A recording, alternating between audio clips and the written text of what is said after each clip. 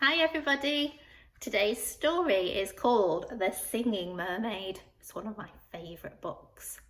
I went to the beach at the weekend. I spent lots of my time at the beach. And whilst we were there, my daughter thought that she saw a mermaid. And it reminded me that I had this story about a mermaid that I'd like to read to you. Did you ever go to Silver Sands on a sunny summer's day? Then perhaps you saw the mermaid who sang in the deep blue bay. She sang to the fish in the ocean, to the haddock, the hake and the ling, and they flashed their scales and swished their tails to hear the mermaid sing.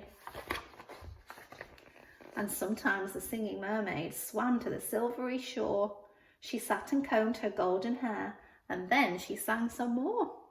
She sang to the cockles and mussels, she sang to the birds on the wing, and the seashells clapped and the seagulls flapped to hear the mermaid sing.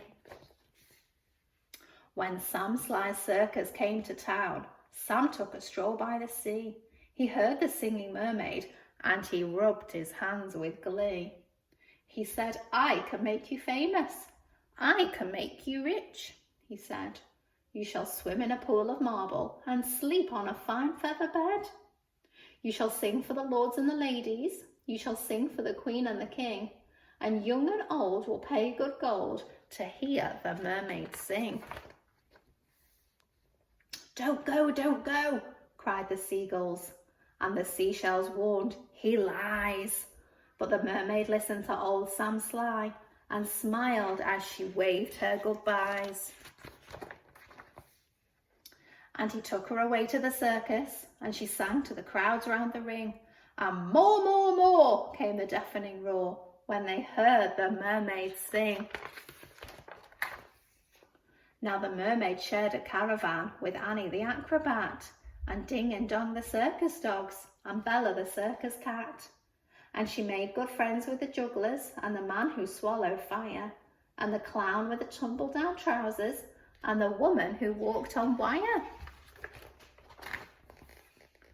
But she wasn't friends with old Sam Sly.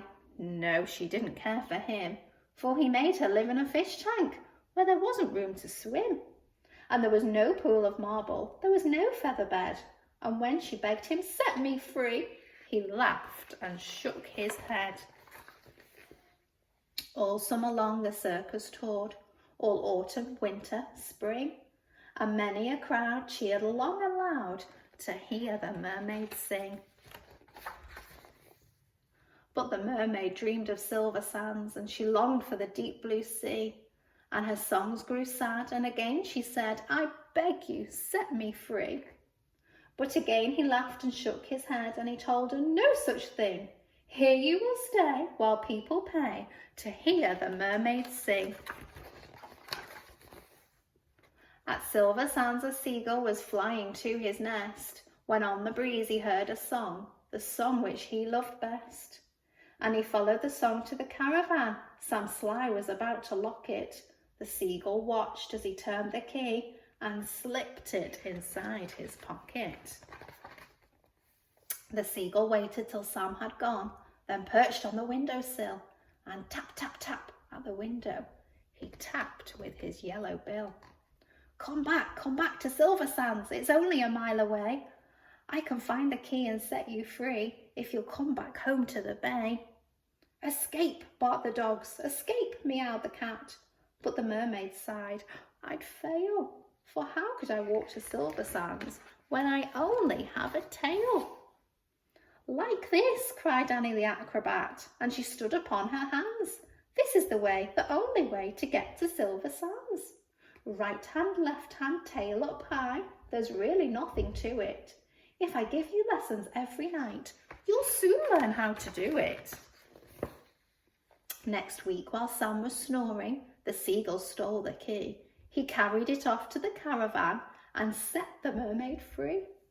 And he flew ahead to guide her, and she walked upon her hands along the moonlit road that led to Silver Sands. And the creatures on the seashore and the fish beneath the foam jumped and splashed and danced with joy to have their mermaid home. And she sang for the cockles and mussels, she sang for the birds on the wing, and the seashells clapped and the seagulls flapped to hear the mermaid sing. And if you go down to Silver Sands and swim in the Bay of Blue, perhaps you'll see the mermaid, and perhaps she'll sing for you. That would be exciting, wouldn't it, to see a real mermaid whilst having a trip to the beach. I hope you enjoyed that story, boys and girls. See you tomorrow. Bye.